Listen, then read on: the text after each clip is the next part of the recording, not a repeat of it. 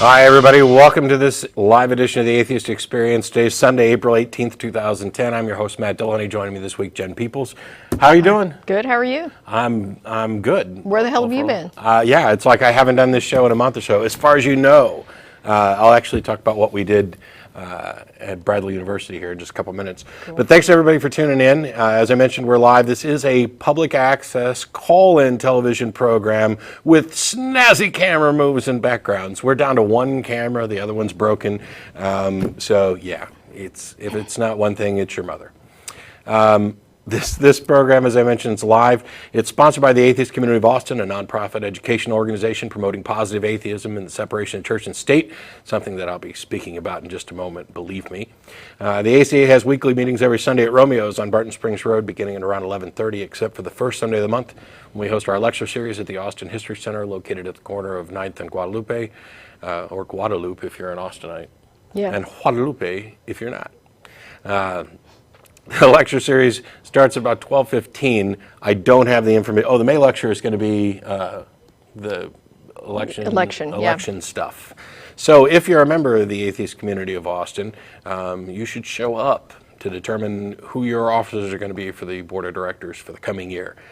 I don't have information about who's running. There will be more information at the ACA website, www.atheist-community.org. You'll also find a frequently asked questions page there, links to other information about what the ACA is about, and you can, from there, direct yourself to the website for this program, www.atheist-experience.com. That site, if you dig around, there's an archive link which has links to full episodes of the show. The show's been on for more than 12 years, I think now. And you can find links to clips that have been posted by fans. But if you've only been watching the show through YouTube clips, etc., you can go to that site, dig in the archive, and find full episodes, including episodes that were produced before I was even an atheist. So, good stuff there. There's also information specifically designed to answer questions about people who want to use the content. For people who are posting YouTube clips, we've got a couple of short ending clips to put on there with information that will direct people back to the ACA's website. And there's information about the licensing, etc., Creative Commons license, share alike. You can find more information at that website. If you don't get through on the telephone today, and we'll have the number up for you shortly, or if you don't want to get through, you can email tv@atheist-community.org. That goes to myself, the co-host, most of the people behind the scenes. We cannot possibly answer every email that comes in, although I do my level best to get through a bunch of them. I think I'm only about 120 or so behind at the moment. So if you've been sitting there at home silently or maybe even loudly cursing, why hasn't that Matt guy written me back yet? That's why. It feels like a month since I've done the show, and it's because they've been out of town, and we'll get to some of that in just a moment. But in addition to this program, the ACA also sponsors what was a bi-weekly internet audio podcast called The Nonprofits. Nonprofitsradio.com, PROPHETS. You can find more information about the show. As it stands now, there hasn't been a show for a month or so due to scheduling conflicts, and there won't be a show this coming Saturday due to a scheduling conflict. So for all the people who are like, hey, where's our nonprofit show? What's wrong with you guys? It's only every other week. Why can't you get it done? There's a lot of scheduling conflicts. The show is not dead. We are not dropping the show. What we're going to be doing is talking to all the people involved in the show and seeing if we can't find another day because there's more and more conflicts on Saturday. So we're going to see what we can do about getting it slotted into another evening or whatever to get the show up and do some makeup shows. My girlfriend's even volunteered to go through a book and do some via Skype ad hoc nonprofits makeup shows. So we'll see what we can do. After this program's over, everybody involved gets together and goes to dinner at Threadgill's, 301 West Riverside Drive. You can ignore the window that's popping up over on this side here. We'll be down there with the show's on until about 6 o'clock. We'll be down there around 6:30, and we'll stay there until, well, we're done eating and done chit-chatting. Any atheist or atheist-friendly person is welcome to join us. You do not have to be a member to attend any of our events. They're all open to the public. Next week's show, by the way, is shifting times again. It's the once a month when we're currently having to sacrifice our slot for training at the public access studio. Do not call and complain. The option was They own the studio. They need to use the studio. Either the show gets canceled or it gets moved, and they were nice enough to allow us to shift it. Next week we'll be on from 7:30 p.m. to 8:30 p.m. Central. So it starts 3 hours later than it would have. You can do the math for whatever time zone you happen to be living in. Jen and I will be back that week for about an hour, and there will be no dinner at Threadgill's next week due to the schedule bumping. I wasn't here last week, and Jeff D. graciously volunteered to jump in and host with Don. I haven't seen the show, but I've heard nothing but good things about it. And good. Russell and I were out of town at Bradley University in Peoria, Illinois. I've done a write-up at my Facebook page, and Russell's done a write-up at the Atheist Experience blog, which is atheistexperience.blogspot.com. Briefly, we got in Friday evening. We did a kind of tag team lecture.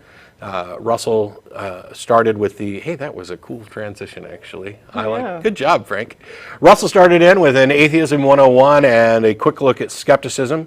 And after he was done, I rehashed in an abbreviated version the lecture that I gave at Pullman in Washington State a couple of weeks ago on the superiority of secular morality. That took us through Friday night after an hour or so of questions. And Saturday, we did a kind of special edition of this program.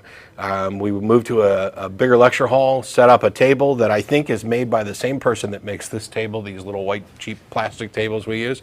And Russell and I sat down. We went through some common arguments that apologists make, the fallacies involved, and took questions from the crowd, including some really entertaining back and forths from a few Catholic students in the back of the room.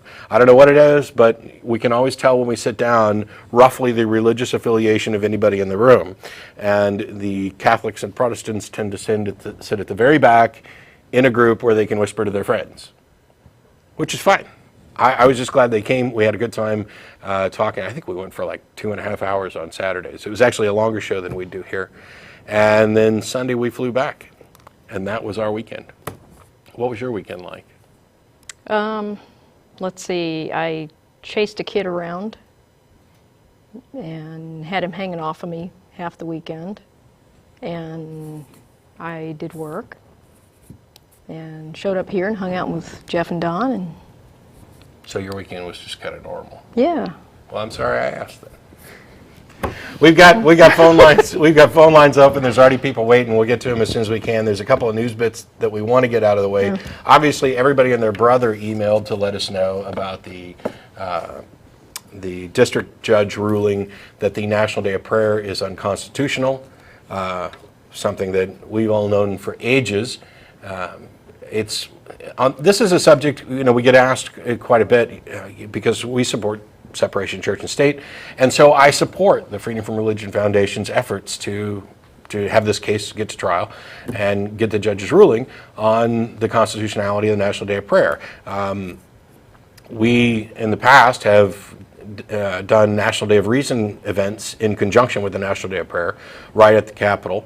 It's not the objection, as we've noted in the past, is not to prayer. Anybody is entitled to pray, welcome to pray. They can pray on the steps of the Capitol. They can get together and do it as churches and groups. It's public land. All they have to do is reserve it. They go there and pray till their knees hurt. The objection has been the government's official endorsement of the National Day of Prayer as a violation of the Establishment Clause of the First Amendment. It's not the government's place to direct people or direct the nation to prayer. And a district judge has finally ruled on that case and ruled that it is unconstitutional. And I am monumentally embarrassed to announce that immediately after the ruling came out, the Obama administration announced that, we really don't care so much about what that judge has to say. We're going to do the same thing we did last year, and the president's going to go ahead and sign a proclamation for the National Day of Prayer. Now, by and large, the event is pretty trivial because we're not objecting to people praying. As I mentioned, we're objecting to the government making proclamations. In this case, we have a president. I realize the case is being appealed, and eventually it'll probably go to the Supreme Court, and who knows what's going to happen when it gets there. But as it stands now, a judge has ruled, and I realize I'm not a lawyer, but I was pretty sure that until this is actually appealed, unless there's some sort of injunction on the ruling, it's a matter of law. Yeah. And so for a president who, of all the presidents that have sat in my lifetime, this is the one that I thought was at least most likely to get it. Granted, he is a Christian individual by his own declaration, but he's at least acknowledged non-religious people. He was raised by a humanist mother. I would think of all people he would actually understand it. And for them to immediately come out after this ruling and say, we're going to go ahead and do it anyway. You know, this was a court case that I wasn't sure was a really good fight to take on. There are plenty of big issues. There are plenty, and you know, I still support it. It's a separation of church and state. It's a First Amendment issue. But you have to pick your battles. You can look kind of whiny and a nuisance going after things that to most people seem rather innocuous. So I wasn't a big fan of going after this any more than I'm a big fan of going after In God We Trust on money, etc. Now I've changed my opinion because I hope that they go forward, and I hope that they add the Obama administration to the next suit for what is, if they go forward and actually do this and make a proclamation in direct violation of a judge's ruling. I don't see what else we can do. This could have been a kind of a non-issue. You don't need to. Why is your God so weak? Is your religious view so you know faltering that you need the government to endorse your religious practices? Yeah, apparently they do. And yeah, this is very disappointing news from the Obama administration. I mean, you know, and incidentally, I think both his parents are actually atheists. We have a weird Yeah, we got a echo really on weird yours. echo here. On Jen's mic, we've got an echo. But yeah, as I recall, his father was a Muslim originally, and he deconverted and became an atheist. So he was raised by his mother anyway, who was a humanist, and his father actually was an atheist. Frank's clever. It was the TV volume that was up. So yeah, I don't quite get it. Yeah, of all people, he should get it. Yeah, it's extremely disappointing. And you know, if this were a case of, he said, fine, I understand the ruling, but I'm still going to come out and participate in a National Day of Prayer without the proclamation. Good for you. Fine, no problem. You know, that's covered by the First Amendment. You're allowed to do that. Yeah, because that's a personal statement. You don't give up who you are when you take office, and Right. he's entitled to pray. He's entitled to go to collection of prayers, everything else. The one and only thing that he shouldn't be allowed to do by law, and that he should recognize that he shouldn't be allowed to do, is make this proclamation. And shortly after the judge's ruling comes out, he comes out and says that's exactly what he's going to do. Now, I will say that last year, the administration made far less of a big deal of the National Day of Prayer than previous administrations had done, but it's half-stepping. Yeah. And, you know, I'm personally embarrassed by it in the sense that this is an administration that I at least supported. Yeah. And what are you going to do? Yeah. How much of it's politics? I don't really care. A judge has ruled, at a minimum, you should say, I would like to be able to present a proclamation, but until this appeal is settled, I'm bound by law not to. How hard is that? Isn't that the right thing to do, both ethically and legally? It's an abomination. But that's all I have on the National Day of Prayer bit. Well, speaking of separation of church and state issues, one of the things we did last weekend was we had a board meeting, and one of the items of discussion was actually this State Board of Education in Texas has come out with some recommendations for changes to the history standards that are, charitably speaking, it's just revisionist history. And in many cases, it's just a fact-free assault on reality here. In order to combat this, the ACA will join with a number of other organizations on May 16th at the state capitol to protest the State Board of Education's proposed changes to the history curriculum. Those changes are scheduled to go into effect probably they're voting May 21st. Yeah, May 21st. And the reality is we can't stop it. This board is controlled by a bunch of people who have an agenda. It's a religious and political agenda. They're going to enact these changes.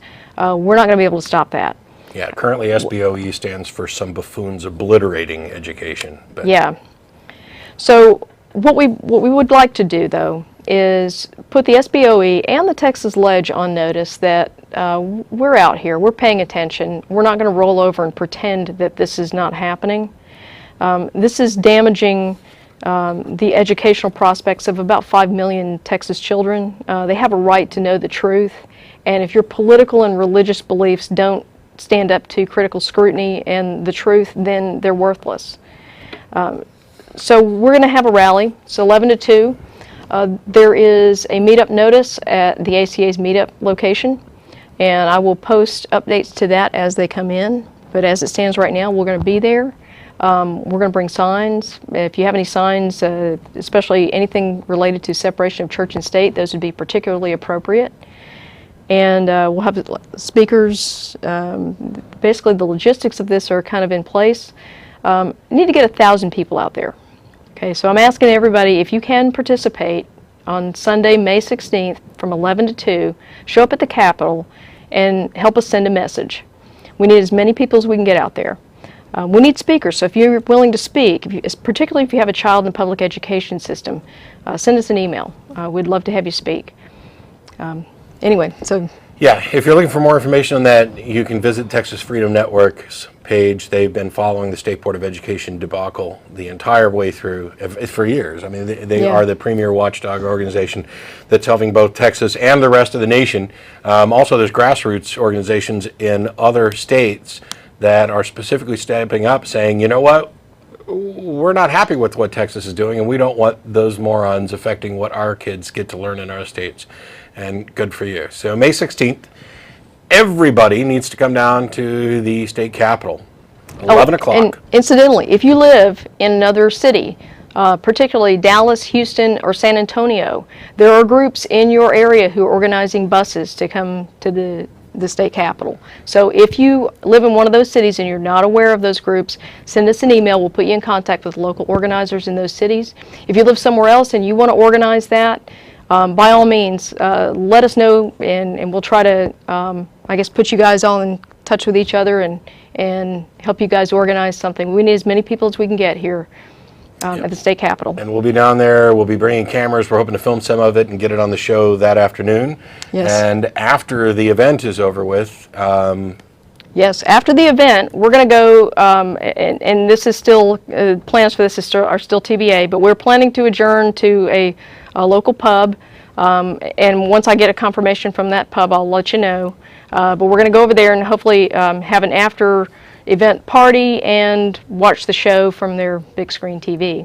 So you'll be able to get some adult refreshments and watch the Atheist Experience afterwards. Yeah, odds are we'll be spending a lot of time talking about the State Board of Education, in particular, specific things that they've done over the last year or so. Yeah, but this is it's really important because the next year the health standards come up for review. Yeah. And that is critically important because Texas has, I believe we've now dropped to the second highest teen pregnancy rate in the country, and we still have the highest rate of repeat teen pregnancies. So the just say no thing, not working for us at all. We need actual fact-based health standards out there. Yeah, and I know you had another topic you wanted to go through, but you want to clear out some calls first? Yeah, let's take some calls and then I'll get to this other topic here. All right, we got Brian in New Jersey. Hello. Hey, how you doing? Good. How are you, Brian? I just want to say I'm a fan of your show. I've watched it a few times on YouTube, and it's great to have, atheist people speaking out about, the dogmatic religions. And I hope someday that somebody, can get a whole group and we could just wipe it off the face of the planet. I know it's a dream, but, maybe someday, We'll see. Do you have a question? Thanks a lot, by the way. Yeah, no problem. I would say, I was a believer for when I was younger, and because my grandmother was very Christian and my mother was very Christian as well. She taught in a Sunday school, and then I went to a Catholic school, and I was a Protestant. Now, I never understood the differences between different kind of religions, and that's what people were telling me. Well, Protestant, you're not a real believer. They thought my version was different than Christianity or Catholic, and I never understood it. I was persecuted for that. So you mean those Mary worshiping heathens had the gall to tell you that you weren't a true Christian?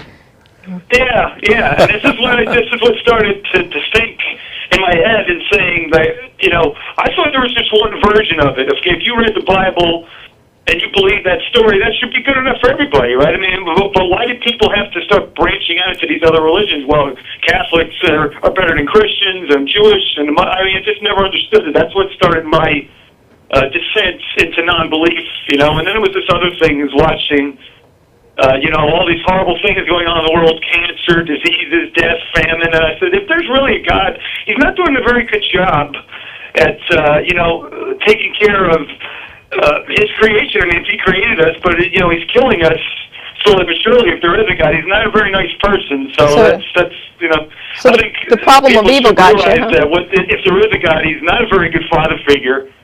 So the problem of evil got you, huh? Yeah, and that's what I said. And I know people have to have a scapegoat. And they say, well, there's got to be a Satan. Well, see, that's the thing. I mean, people had to create this idea that there is a God, so they had to have an enemy and say, oh, that's all the bad things that happened because of Satan. That's it. So, in my belief, there is no God, there is no Satan, there is no anything. Why can't we just be like John Lennon said?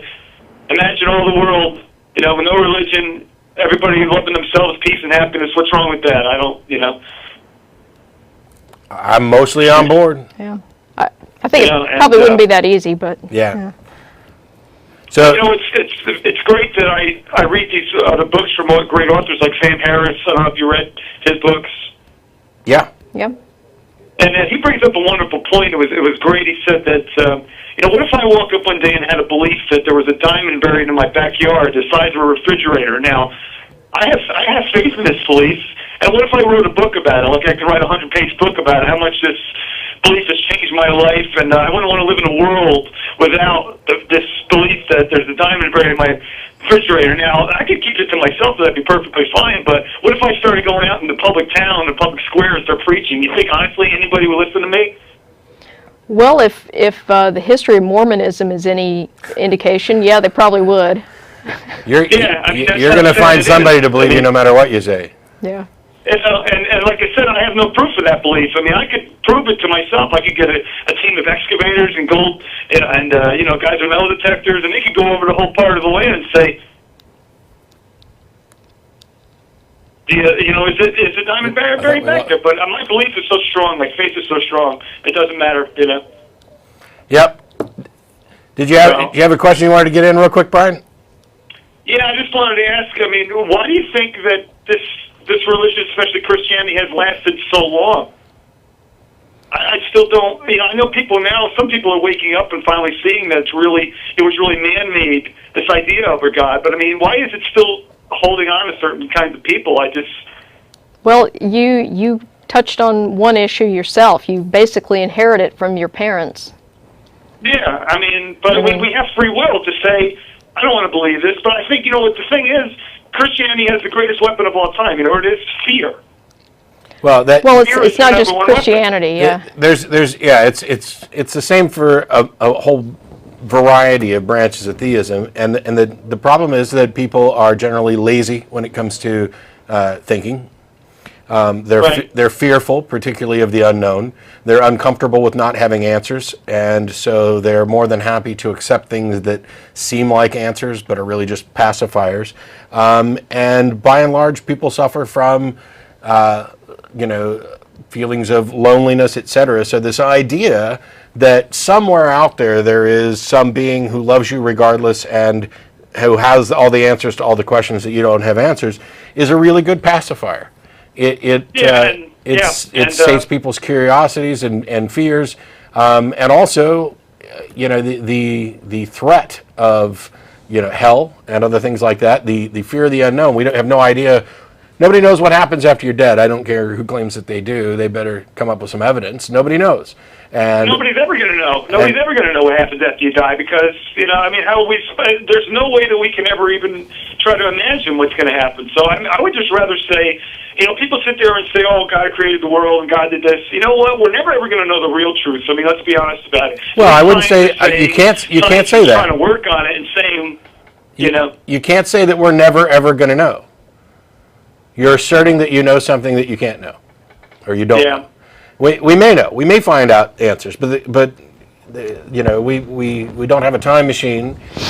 We don't have any way that we can verify that people can survive their own death, and so it's very comforting to a lot of people to think that death isn't the end. The idea that there's an end to life is terrifying, despite the fact that we know, on some level, it's true.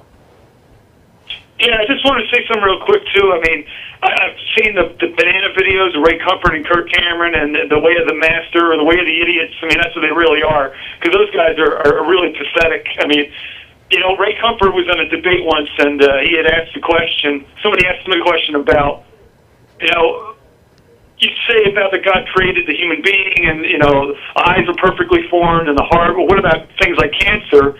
And he said, well, because if you read the Bible, it says that everything in the beginning was perfect until Adam ate an apple, and that was God's excuse to say, you know what, you guys screwed up.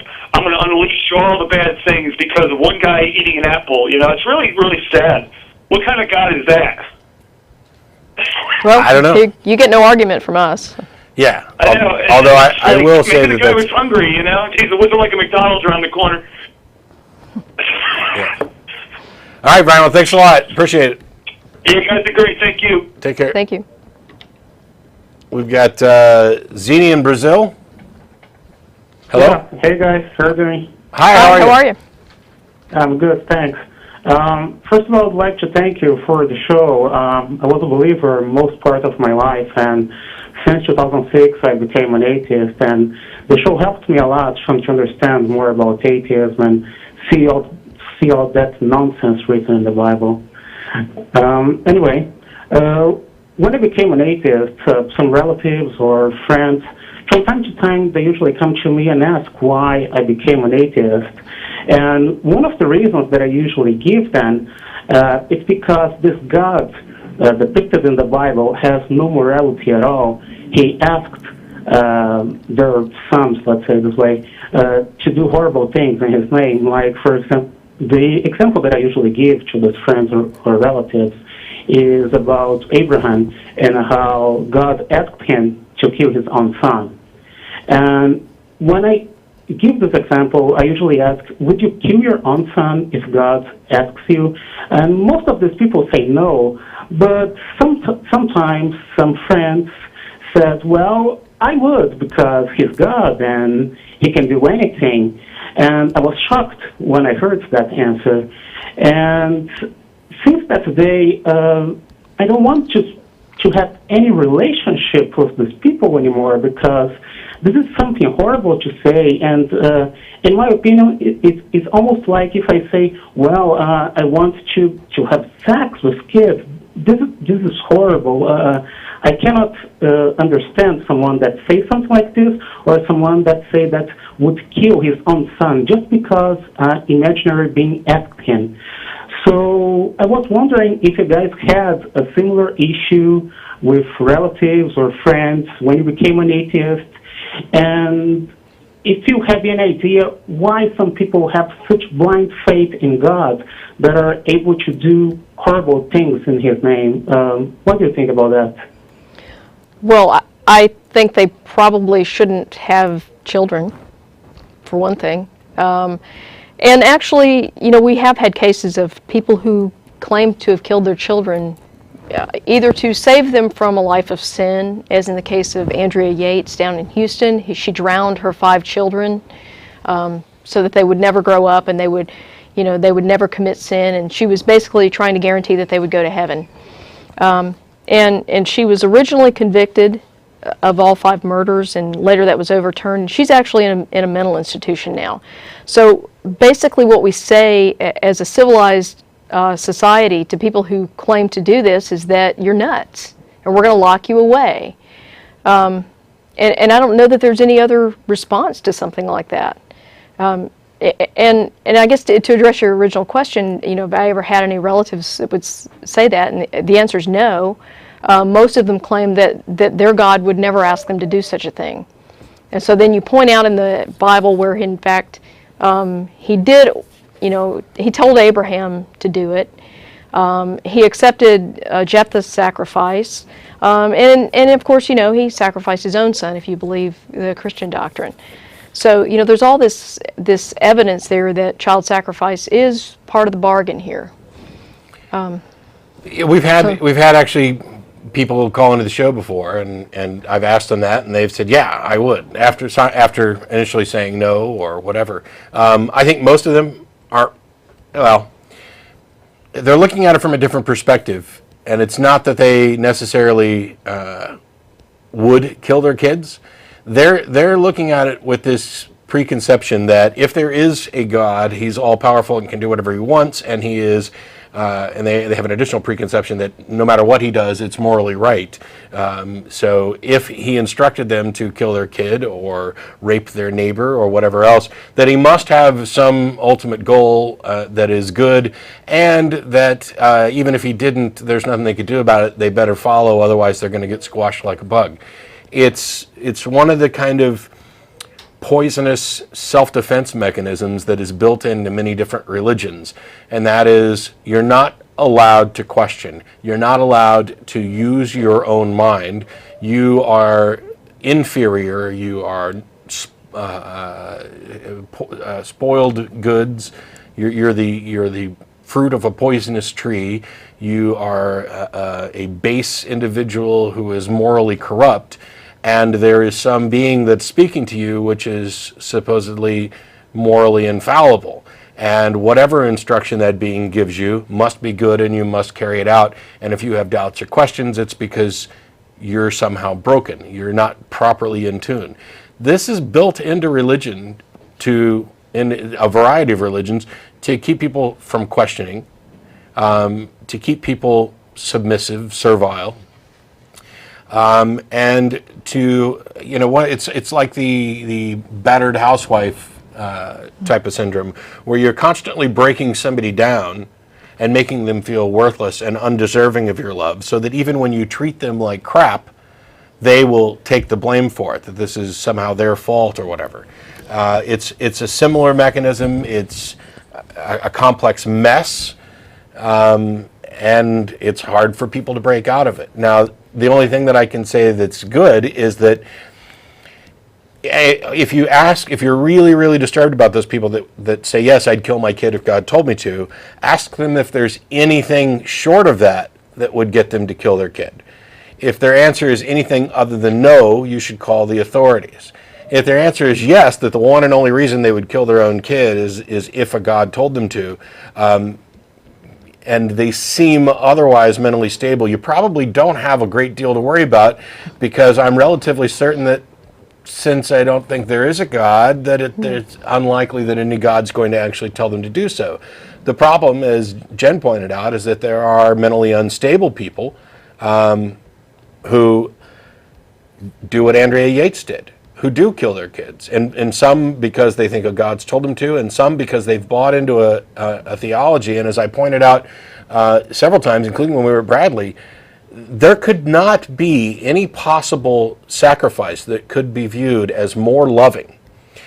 If you're the parent of a kid and you are convinced that if you allow this infant to grow up, that their eternal soul is at risk, if you allow them to keep living, but if you kill them as an infant, they will go to heaven. Even if you end up going to hell, what greater sacrifice could there be to sacrifice your own eternal existence for your kids?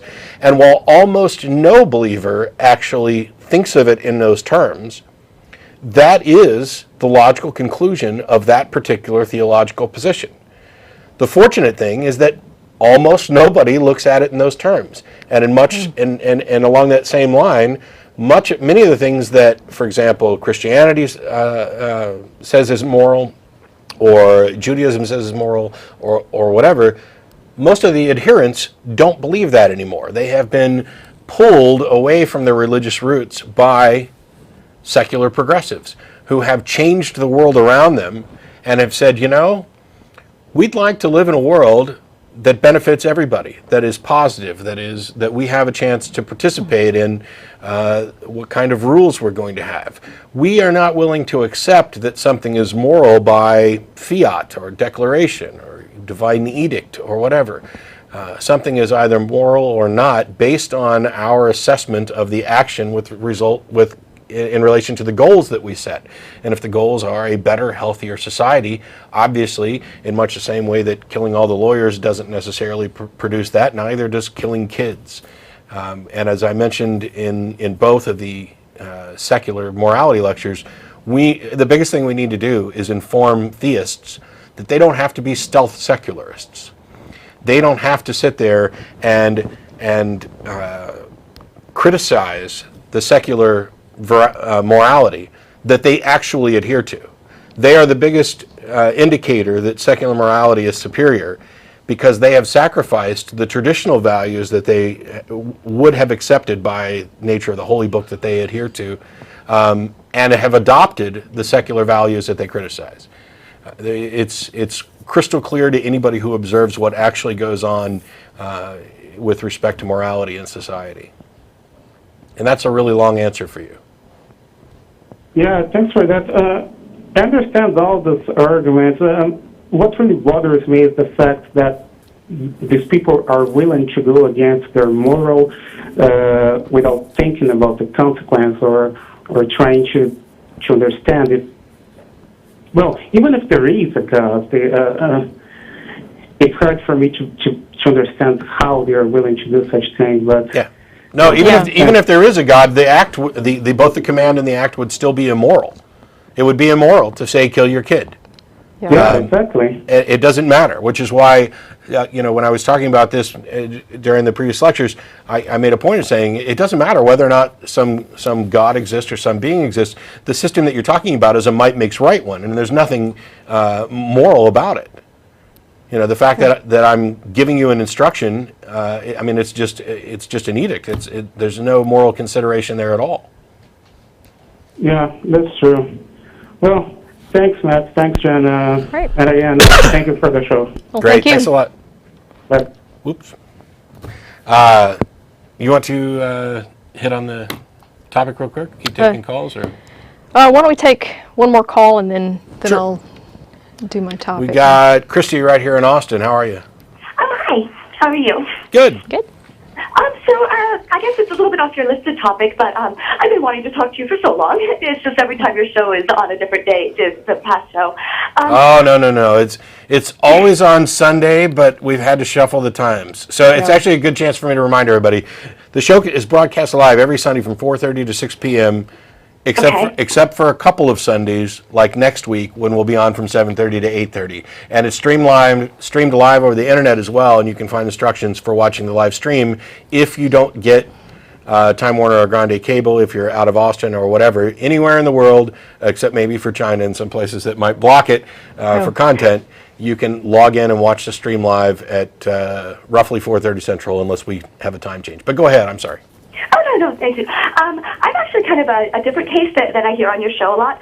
I'm an atheist. Both of my parents are atheists. My mother's from Europe, so they're not quite as, I don't know, but I'm 21 now, and I'm at college. I'm at UT, and okay, now that I'm an adult and I'm not in my mother's world, I'm constantly surprised when I meet people who are Christians and who don't believe in evolution. It basically shocks me. It's like, oh, really? And I've kind of come to understand and accept that I'm living in a country full of Christians and with these ideas and kind of accepting that idea. But my fiance, he is one of those. He believes in God. He's a Christian. He doesn't believe in evolution, and we will have children one day, and I'm really concerned about this. Like I kind of at first when I discovered that he doesn't believe in evolution, I was just like, oh my gosh, is this relationship going to work? This is craziness. What am I dealing with here?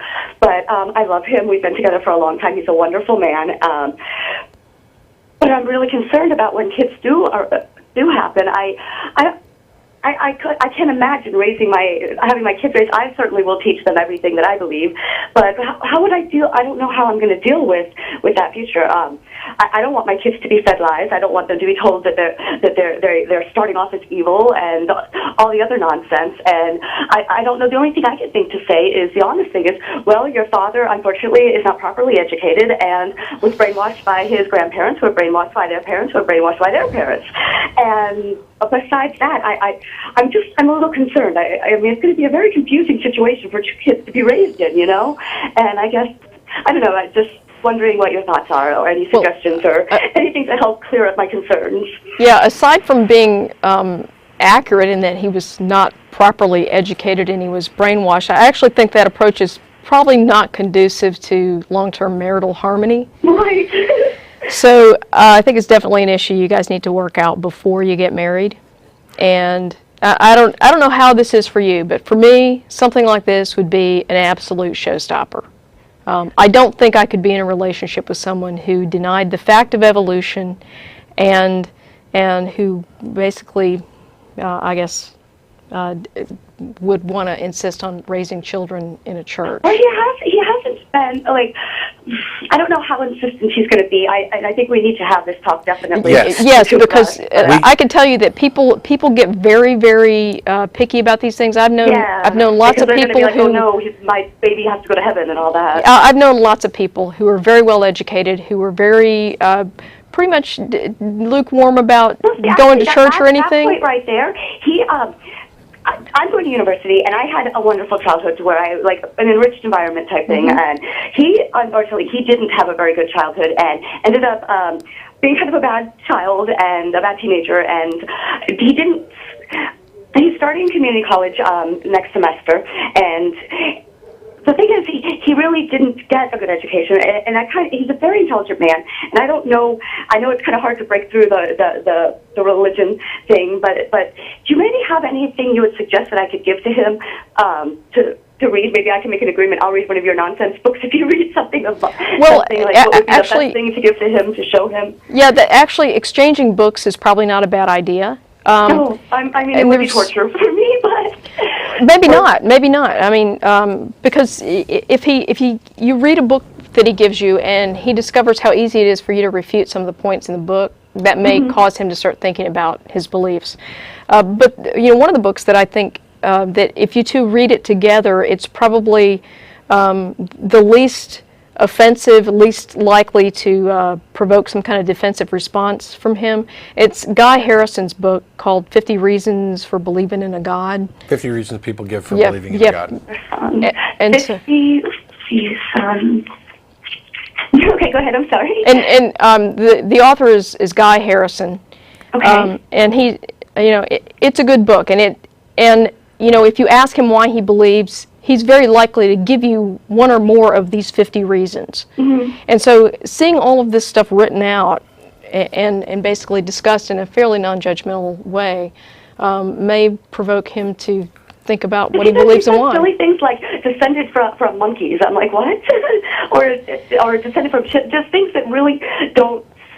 You can tell he needs a little bit of education, and maybe it would. I don't know. So we get a lot of emails from people that are either in your situation or in a situation where one of them has changed their views on religion long after they've been married and long after they've had kids. A couple of things. Since you're in Austin, Guy P. Harrison was actually on Nonprofits. He sent some extra copies of his book. If you want to send me an email and find a time that we can actually meet, I'll give you a copy of the book that he sent, because I'm pretty sure that you're exactly the person he would want me to give it to. Cool. But I will say, this is stuff that I can't stress this enough. I know you love this guy. I'm not trying to break up any relationship. You have to have these conversations before you get married. And you have to be willing to say that if we can't come to agreements about this stuff, that it's best that we don't get married. Because I get. Oh, no, your mom's wrong. No, your father's. That's got to be so confusing for a child. Yes, because I get. The kid's going to think that I'm going to hell at one point, and at another point think that I mean, that's just. It's. That's Yeah. my biggest concern. But I get email from people who are in situations where they didn't have this conversation. They Yeah. got married, they have kids, and now everything That's gonna be is such a a bad disaster and divorce is looming. And what do we do about the kids? If you care about the education that your kids are going to receive, it's fine to work out some kind of equitable arrangement that everybody's happy with, where their dad gets to take them to church on occasion and teach them the things that he believes in, values, and you get to directly compete against those beliefs. But there's no way in a relationship where one person's religious beliefs denies scientific fact and the other parent's beliefs are such that they're teaching the children scientific fact, that you are not going to get into a conflict. What you have to do is start preparing yourself now by either figuring out what's going to happen when those conflicts arise or how to avoid those conflicts in the first place.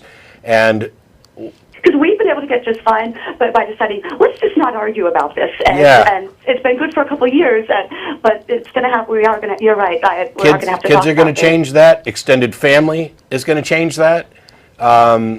There's a lot of issues that have to be addressed. I know plenty of people who are in relationships where one person's a believer and one person's not, No, and may I it ask you a works. question on that? If you do know situations where one is a believer, one is not, and they've come to like an arrangement, how toxic is it for the children? Like, according to your observations, because that's just going to be a mess for the children. Like hearing one side and then the other within the parents. Those are the two biggest people in a child's life. Right. The thing is that different people take their religion to varying extremes. There are plenty of people who are believers but don't practice or don't let it interfere with their daily life.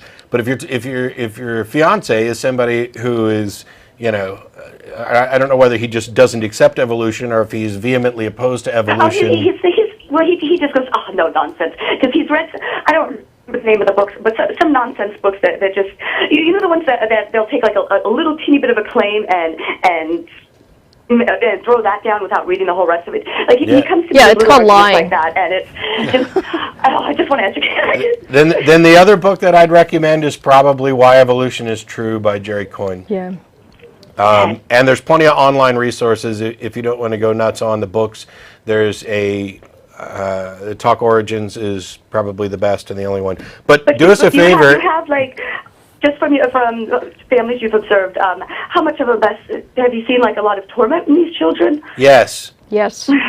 I have yet to see a relationship with a believer and a non-believer with respect to Christianity. I haven't looked at. So a fundamentalist Christian who denies science married to an atheist who adheres to science with kids, I have yet to see that not turn into a nasty situation at some point or another. Wow. It may happen.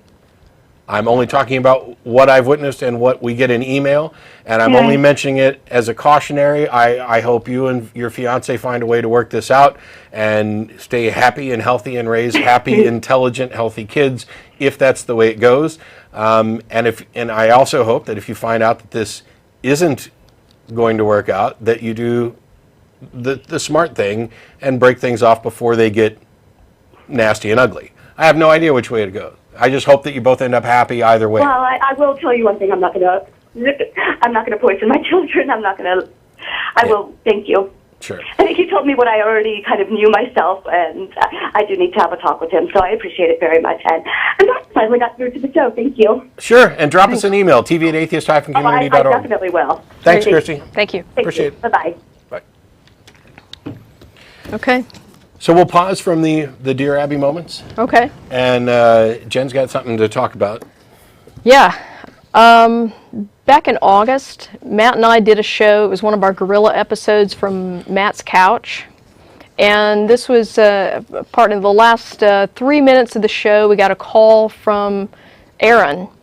And this was in response to our statement about there being no extra biblical evidence for the historicity of Jesus. Yeah. And he was challenging that. Okay, so basically we only had 3 minutes to talk to him, and then we were off. But anyway, in the aftermath of that, he made a YouTube clip out of this in which he attempted to refute our statement on there. And he's a YouTuber by the name of Aaron K. 1994. I found out today that someone has filed a DMCA claim against him. It was a list of videos, and that video was included in the list. And for those of you who don't know what a DMCA claim is, that's the Digital Millennium Copyright Act of 1998. It basically allows someone to file a claim of copyright infringement against someone. So I wanted to address this on the show because, first of all, the Atheist Experience didn't file this. The ACA didn't file it. And no one filed this with our approval. I regard something like this as similar to what Patrick the Foolish Atheist was trying to do with suing Ray Comfort for having, publishing a bumper sticker. Aaron complied with the license, our Creative Commons license. He added his own content even. So it's even better than what a lot of people do. There was no violation from our perspective. So if someone filed that complaint and cited that video as one of the violations, and they did it on the basis of the content from our show, let me tell you right now, whoever you are, you're an asshole, okay? And I hope Aaron decides to file a counterclaim against you. I hope he finds out who you are. And the other thing I'm going to tell you is that you just stepped in a big steaming pile because now you got the ACA pissed off at you too. Yeah, whoever did this, assuming this is what actually happened, because I don't know for sure that a claim was filed, and I don't know all the specifics about this particular video. But if some fan of this show decided to lash back at some lame YouTube apologist by making a DMCA claim against it on behalf of an ACA clip, you are an ass. And you know what you've done? You've put me in a position where I don't read comments on YouTube clips ever. Couldn't care less. When people send me clips to, oh, did you see what this YouTuber had to say about your show? No, I didn't. And I'm probably not going to waste any of my time watching it because they're welcome to call in. They're welcome to email. We can have discussions. I have zero interest. And the couple seconds of this particular clip, I think if it's the same one that I watched, he was like, oh no, YouTube apologist ever has used that argument. Well, who gives a damn? Like, YouTube is the pinnacle of apologists.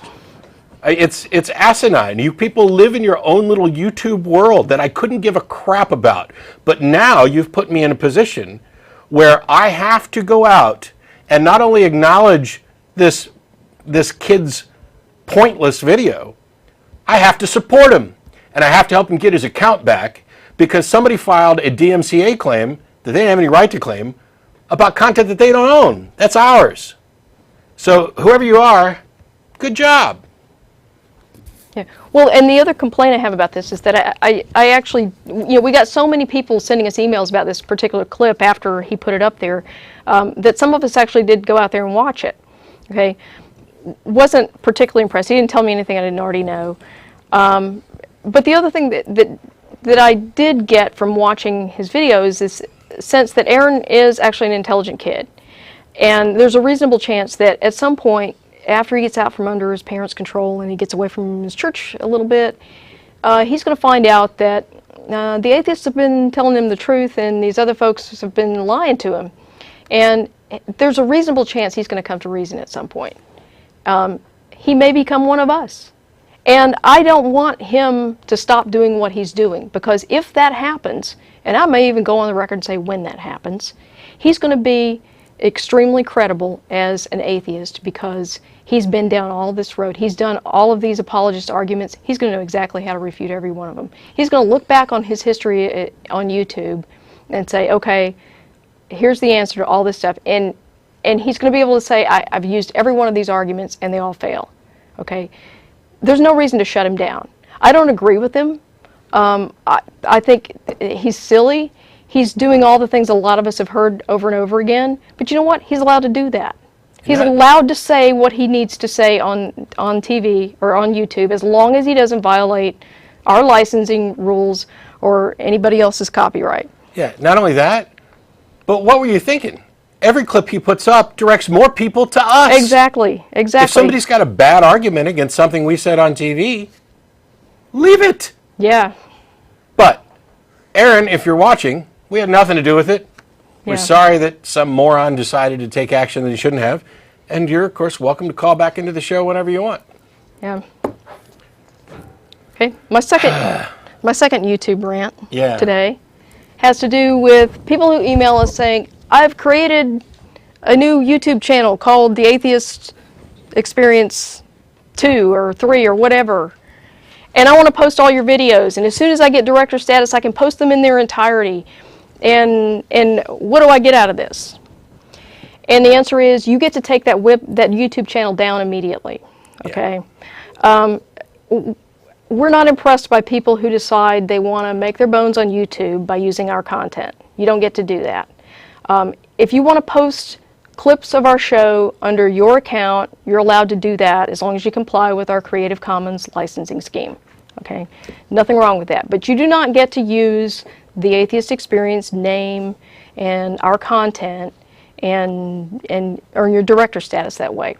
We have a YouTube user out there, Freethinker, that we've authorized to do this. He contacted us years ago and said, hey, I want to aggregate your videos at this one site.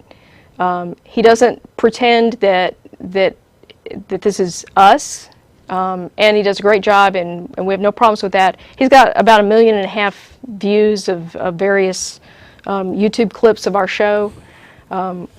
We allow him to do this. I think there's one other Atheist Experience YouTube channel up there that's got significantly less viewers on it as well. And the most recent guy that contacted us with this generous offer, I know he knows about these other channels because he subscribes to them. I did actually go to his channel and check him out. So the answer is no. It's nice that people are interested and nice that people are trying to get the word out and everything else. And don't get me wrong, we're very happy that clips of the show have done well on YouTube, and that it's brought in viewers and helped us communicate with people all over the world. So much so that we've got one call from Austin today, and that feels like the prize because it's rare that we actually get calls from Austin. There are bigger issues. As a nonprofit organization, there are issues on that front. Particularly since director accounts at YouTube have the ability to make money, and if somebody's making money off of our content, that's a problem. Yes. Despite and one of the biggest issues is that would be annoying. And despite the legal issues about making money off the content, it would be incredibly annoying to find out that there's some punk ass kid who's cutting clips and making money when I'm giving up 40 hours a week or so to do the show and not. I mean, there are nonprofit concerns in place, and we have to manage the content as well. We're greatly appreciative of everybody who's taken an interest in the show, those people who posted clips and other stuff. Please, like I mentioned at the top of the show, stop over at atheist-experience.com and dig around there. There's information about both the licensing stuff and links to clips and who's authorized and what you can use and how you can use it. And let's not shoot ourselves in the foot doing stupid things. So. Yeah. Well, and I would also point out that in the case of Freethinker in particular, one of the reasons we said yes when he asked if he could aggregate our videos under this one site, the big reason is he has a lot of original content, his own work that he's put up there. And so we could go there and we could look at all the stuff that he's put up there, and we had something to base our decision on. A lot of these guys, they have barely anything up there, and it's pretty clear they want to get a lot of viewers and get a director account using our content, and we're not cool with that. Yeah, I have this big love-hate relationship with YouTube. I mean, I love the fact that you're able to get content out, and that it's a free form. It's like public access for the internet.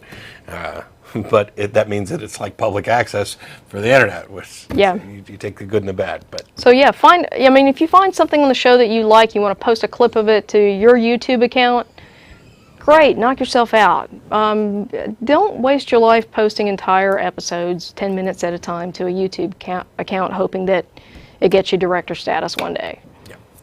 Anyway, okay, enough ranting. Yes. And to those of you who are doing it right, thanks. Yeah, thank you very much. You guys are awesome. We love it. Those of you who are causing problems, please don't. I don't have enough time for all the problems. I don't have enough time for the things when there's not any problems. Yes. Anyway, we've got Mike in Nashville. How you doing? Hey, how are you? Good.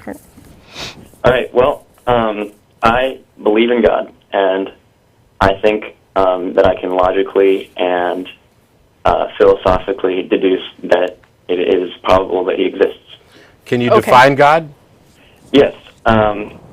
First, He must have no creator, or not. I shouldn't say He. It must have no creator. Okay. It must be logical. It must have a form to it, or a logical aspect about it. And I believe that it is supernaturally spiritual. Okay, I'm confused. I do want to let you get to whatever proof it is, but I'm confused because you haven't said, when you say it's logical, are you saying that this God is actually intelligent as like an agent? Well, I believe that it has a design, a structure, that it's not chaotic or random. That's what I'm trying to say. Okay, but, well, apart from the supernatural thing, it doesn't have a creator, and it is logical and non-chaotic. So how is that a definition of a God? Well, that's my definition that I'm using. Well, okay, I could define God as a metallic container that holds my coffee, but that does us no good. But that is not supernatural, and it has a creator. Okay, well, sure. Because I gave a different definition than you. But I'm wondering. Okay, go ahead with your proof for the. What use is this God? Yeah. Well, you have some. You technically, have I X. would call myself a pantheist. Okay, but you've defined God as something that's not created, that is logical and is supernatural. Yes. Okay. Does that?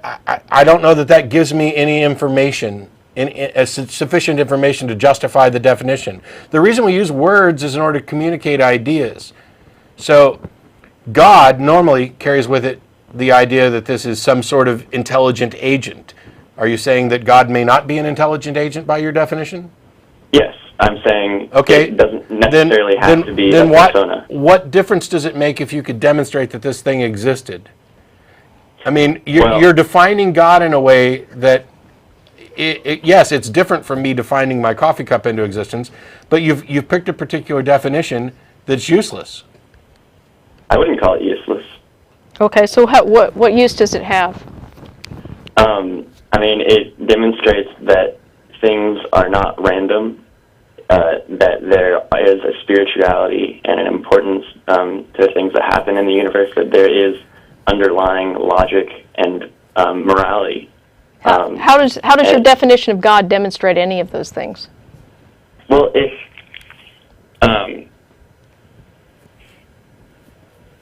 okay, can you say that again? I'm sorry. How does your definition of God demonstrate any of those things? Well, if it has a logical form to it, and it has, and the universe, if the universe has order and structure, it means that the things that we go through are not random events. If this universe was put together randomly, if there was no God. But no. Nobody's saying that the universe was put together randomly if there was no God. How could it have been any other way if there is no God?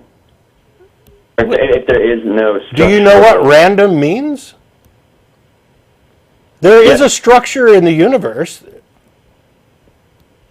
So you believe that there is structure to the universe. Where does that structure come from? It's intrinsic. Yeah. It is the physical laws. Well, that's what I would use to say that makes this universe God. Why? Why call it God? So you're calling the universe God? As a and I stated earlier that I know, have to classify myself as pantheist. You're a pantheist. So why call the universe God? Because I feel that. Why can't we just call it universe? Yeah, what does that's what I God call it. add to it? What does God? What? You're right. You could call it any label you wanted to. Okay. So what additional understanding do we gain by labeling it God? And by the way, please demonstrate that the universe is in any way supernatural. That part of your definition is just kind of hanging out there somewhere. Yeah. Well, for one, it has no creator. There's nobody that created it. What's that have to do with being supernatural? And also, if you look at things like, and you'll probably scoff at this, but things like art, things like music. Those have creators. Yes, they are. I'm not saying, obviously I know Mozart created music, but I feel strongly that art is an example of spiritualness. So that's the best argument I've ever heard. I feel strongly that. That's not an argument. Okay. I feel strongly that there's a God. I feel strongly that my big toe is prettier than somebody else's big toe. That's not an argument. Okay, I think that art and beauty is one reason to believe. Okay, so now you've gone from I feel strongly that to I think that. What's the argument? Not just the claim. I know you think that. What's the argument? That is an example of, you asked me an example of something supernatural or spiritual, and I'm giving you one. Those aren't supernatural. And in fact, I mean, you're citing purely subjective experiences as some kind of justification for claiming that the universe is God. I mean, you've defined the universe as God. You then assert that it is therefore supernatural. And when asked to provide a justification for this, you go from I feel that it's supernatural to I think that it's supernatural. And I'm still asking why. I know what you think. I knew that as soon as you said pantheist. Yeah. I mean, beauty, I think, beauty is one reason to believe that the universe is supernatural. Why? The fact that there is such a thing as beauty within our universe. Why? Why what? Why is the existence of beauty evidence of something being supernatural? You have to construct an actual argument that leads from some premise upon which we agree, to the conclusion that because this exists, therefore. You haven't done anything remotely like that. What you're doing, I'll tell you, because you're not able to actually form it into anything approaching an argument, but you're using a logical fallacy known as the argument from ignorance, or at best, the Dawkins reformation, the argument from personal incredulity. You see beauty in the world. You do not think that beauty could exist without there being some supernatural cause. Therefore, there must be a supernatural cause. Well, congratulations. Your ignorance about what other causes there might be is completely irrelevant. It is no valid argument for you to claim that beauty is necessarily the result of supernatural causes. Do you think that this universe could have, that something like beauty or emotions could be randomly given to our universe, that it just happened? No, they're not random. Evolution has selected a lot of these. I believe in evolution, but I'm saying, how could things like art, beauty, what we think is beauty, how could we even begin to think that things are beautiful? I mean, that seems like a whole different realm than, gaining arms and legs. No, it's not. No, it isn't. It's not. If I stick you with a pen, that causes pain. If I give you a massage, that's pleasure. Do you think that has to have a supernatural cause?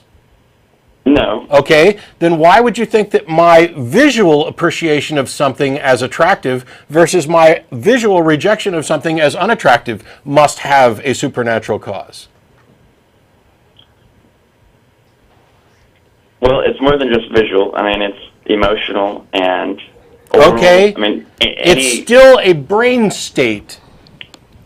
What is so different about appreciating something as being visually appealing versus being visually unappealing? What about those brain states requires supernatural intervention?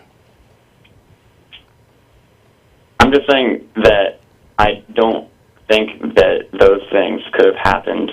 Well, congratulations. Without a God. Congratulations. That's an argument from ignorance. That's it. You haven't, I mean, it's a logical fallacy. I don't know how many ways we can explain it. Saying that you don't think it could have happened without some supernatural cause is not an argument. So you can't think of any anything beneficial in all of humanity's evolution for an emotion like fear. Can you say that again? I'm sorry. Can you think of anything in all of human history, all of human evolution? Can you think of anything that might have been beneficial for the emotion fear? Yeah, sure. Okay. I mean, if you're afraid of like a lion, you will run away from it. Well, then you understand why other emotions might have an evolutionary benefit and why they wouldn't be random. Yeah, but fear is a primal emotion. Nobody would argue that dogs don't have fear. Do you think dogs experience love? I don't know. I'm not sure. That's the best answer you've given all day. Yeah. To the extent of love, I mean, Do you think that dogs find some things more attractive than others? Like, for example, legs in fire hydrants versus cactus? Don't you think that a dog is going to find a plate of food more beautiful than a pile of dung? Well, in some cases that might not be true, but well, now there's a really big difference between a plate of food, which is needed for sustenance and living. But there's not from what you're talking about. Why do I find something beautiful? It's because my brain is relating it to something else that I've found beautiful. Mm-hmm. Okay, well, a good dinner is attractive to me. So the image of a good dinner is attractive to me. A pile of dung is unattractive to me, and so the image is unattractive to me. And so we have this broad spectrum of things. Plants are going to be, for example, beautiful to me. And I wonder why. I wonder if it's just a coincidence that plants tend to also provide us sustenance. Attractive people are going to be beautiful versus unattractive people, and you can draw connections between, for example, their physical health and their ability to reproduce and what diseases they may have. This labeling of things as attractive or not, or beautiful or not, there's nothing, I mean, the closest you've come is you just don't think it could happen unless there was some supernatural intervention. And by the way, your supernatural intervention is not necessarily any kind of agent that could intervene. You have an entirely contradictory structure to your pantheism. So you're saying that beauty is designated by necessity? I think the things that we need are beautiful to us. Is that basically what you just said? I'm saying that that's one instance, sure. Yeah. Okay, so couldn't you use the fact that art, if it's beauty, then that means that we need it? Or if it's beautiful to us, obviously art and music and stuff like that doesn't help our bodies live. Actually, but couldn't you use that to say that there is something spiritual about it because we do need it? No, you and that's can't. Why it's beautiful. No, you can't. Just because you don't know what the explanation is does not mean you're justified in asserting that the explanation is supernatural. I mean, in the case of music, we know that music has effect on the human body, and therefore we can we have some good understanding of why some things are called music and other things are called noise. Although we're talking about entirely subjective labels that are based on individual experience. But even if we had no clue as to why somebody found something beautiful or why everybody found something beautiful and this other thing not beautiful, that does not justify asserting that there is a supernatural cause. And by the way, we never even had you define supernatural or spiritual, the spiritual being the most nonsense misused word anybody's ever done. You can't get from A to B simply by saying, I can't think of any other way it would happen. That's an argument from ignorance, as we said like 20 minutes ago. Yeah. And on that note, think about it some more, Mike. Call us back when you get some more meat to the argument, but I got callers waiting, so thanks a lot. We got Dave in New York. Hey, sorry. I was just listening to that for 25 minutes, and it was really annoying because the caller just wouldn't realize that he had no essential point. But I wanted to ask you guys. You can about, prove that you can do better. Yeah. Not really. I don't think so. Well, personally, I'm an atheist, but I wanted to ask you guys about a logical argument that I sort of deduced and sort of borrowed from this guy, Berkeley. I don't know if you've heard of Berkeley. Gnarls Barkley? No, Charles George Berkeley? Bishop George Berkeley. No. Okay. He was an English philosopher, and basically, I don't know if you're familiar with the point he puts forward, but he says that all things, essentially, metaphysically, are concepts. They're conceptual. And he tries to defend this by saying there's no evidence for matter, the abstract concept that materialists refer to as matter, exists. So, and most people probably rejected it because that's ridiculous sounding. Of course, things outside of our perceptions exist. But the way I see it, they really don't have a good reason to do that by Occam's razor.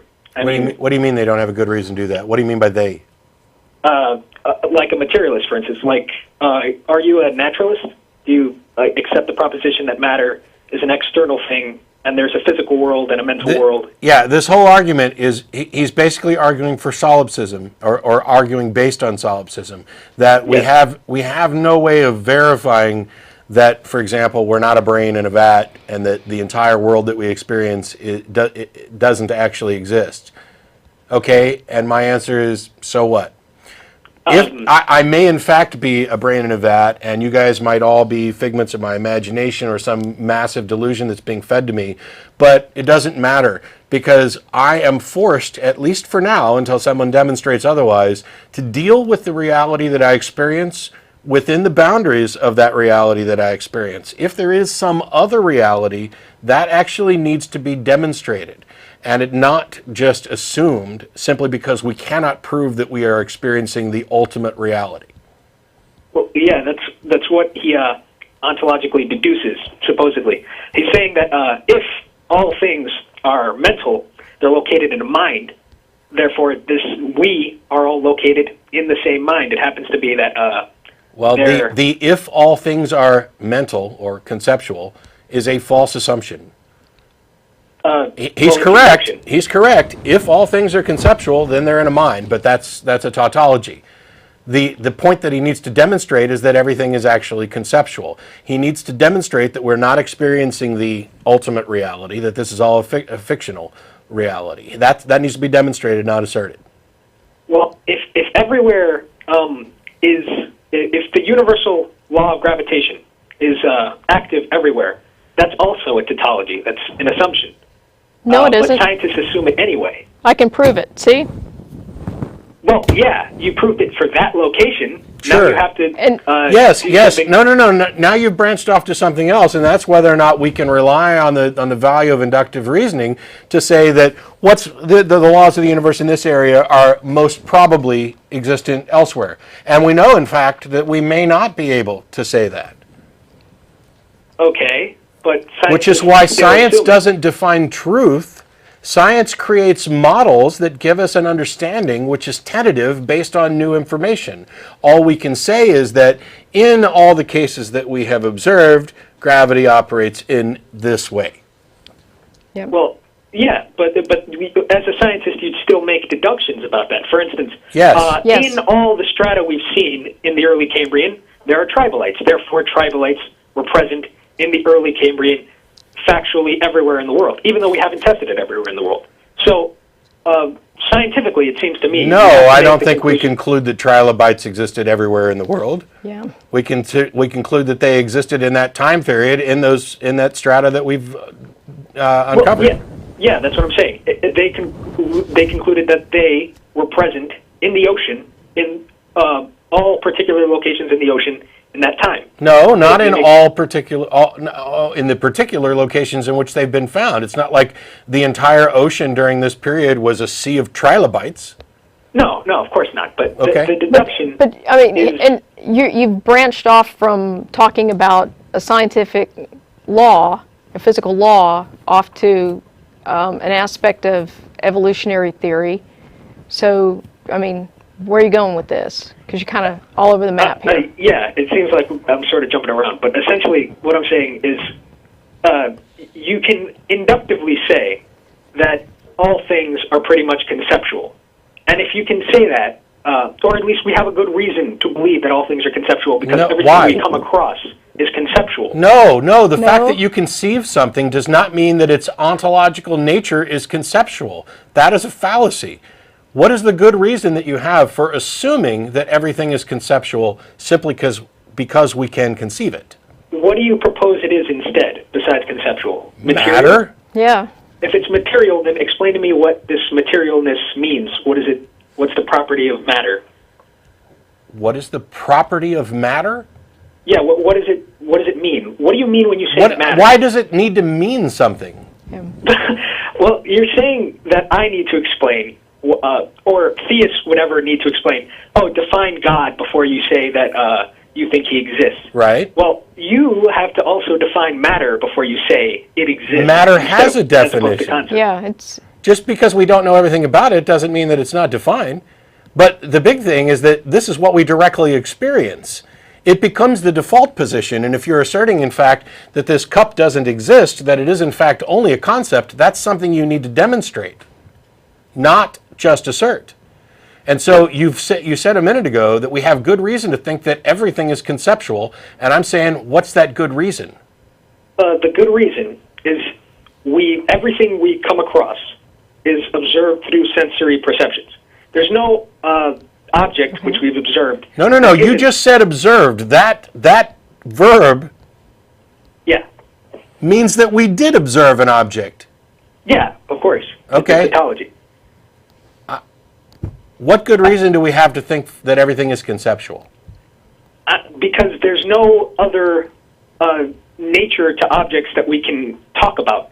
Like you're saying that atoms exist externally to the mind, and they're this physical stuff, and they have an essence or whatever, and they're made out of matter. I want you to explain what the nature of that is, the substance of that is. You just did. Yeah. Well, that doesn't make any sense. Saying atoms are this thing that exist outside of our minds doesn't really explain anything about atoms. Have you looked at a periodic table lately? We can weigh them. Yeah, it describes a lot of properties of a lot of different kinds of atoms. That's great, but it doesn't show how those properties are physical and external to the world, to the mental world, as opposed to just mental. You're correct. We cannot demonstrate that solipsism isn't true. I said that at the beginning. You are now saying that we have good reason to think that it is true, and your argument is that we can't disprove it, therefore it is true. That is an argument. No, sir. It's an argument from ignorance. I settled this at the beginning when I said that we could not disprove it, that we must assume by necessity, a matter of practicality, that the reality that we experience is real, and that if it's not, that needs to be demonstrated. And your argument is that because we cannot demonstrate that it's actually real and not conceptual, that this gives us good reason to think that it's conceptual. And that's a fallacy that called an argument from ignorance. But by Occam's razor, we would have to assume it's the best possible solution. Because if you're saying Dave, you're an idiot.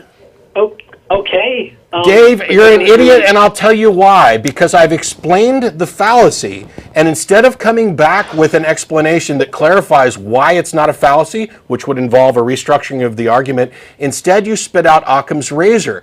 And by using Occam's razor, you're committing the same fallacy again, because you're going to misuse Occam's razor to make an argument from ignorance. Occam's razor, meaning that we shouldn't multiply entities beyond necessity. All right, so let me address. And I already told you what the necessity was. Okay, so you're saying I'm making an argument from ignorance. Yes. Yes. I understand that. So don't do it again. But, okay, would I be making an argument from ignorance if I was to say, hey, all the people we've run across have selves, so we should infer that all people have selves? No. Why not? because that's inductive reasoning. But that's exactly the same thing as saying all the things we've come across are sensory, so we should infer that all things are sensory. No, because, oh boy, as I said about 5 or 10 minutes ago, just because we can conceive of things does not mean they are by nature conceptual. Okay, but what are they?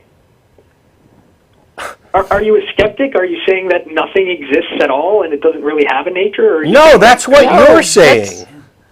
But you're saying that everything is physical. It has this Yes, physical nature. yes, That's and the also fact- a bare assertion, as much as it is for me to say that It's not a Dave, I'm going to hang up, I swear to God.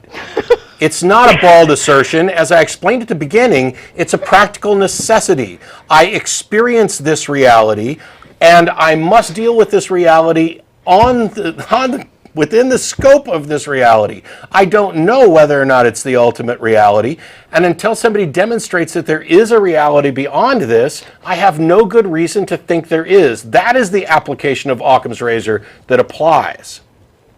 Okay, so reality is reality, basically. Boy. Wow. You get it. Yes. Okay, I was just confused as to why you're saying reality is material instead of reality. I just don't know. Really? I don't know. But thanks for answering that sort of. You sort of helped me understand what your positions are better. Well, I'll remember next time to just start with reality is reality. Because a tautology really clarifies things, Dave. We have a little over a minute left, and I don't want to screw anybody over by taking their call with less than a minute left, so I'm going to do some reminders. As a reminder, we'll be going to dinner after the show at Threadgill's, 301 West Riverside Drive. Any atheist or atheist-friendly person's welcome to join us. It's almost 6. We'll be down there roughly around 6:30 or so. As a reminder, Nonprofits is kind of on a hiatus while we look for a new day that works for all of us. The show is not dead. We'll post notes and we'll get updates on the show just as soon as we can get back to it. I promise. We'll even try and do some stuff to make up for it. May 16th, have your butt at the Texas Capitol. Join us down there to put the Texas State Board of Education on notice before they vote on stuff on May 21st. Also, May 6th is the National Day of Prayer, which means it's also the National Day of Reason.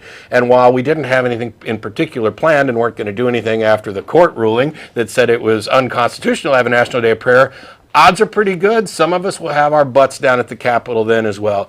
Jen and I will be back next week at 7:30 instead of 4:30. Thanks a lot to everybody. Thanks, Jen, for letting me ramble. Thank you. See ya. Bye.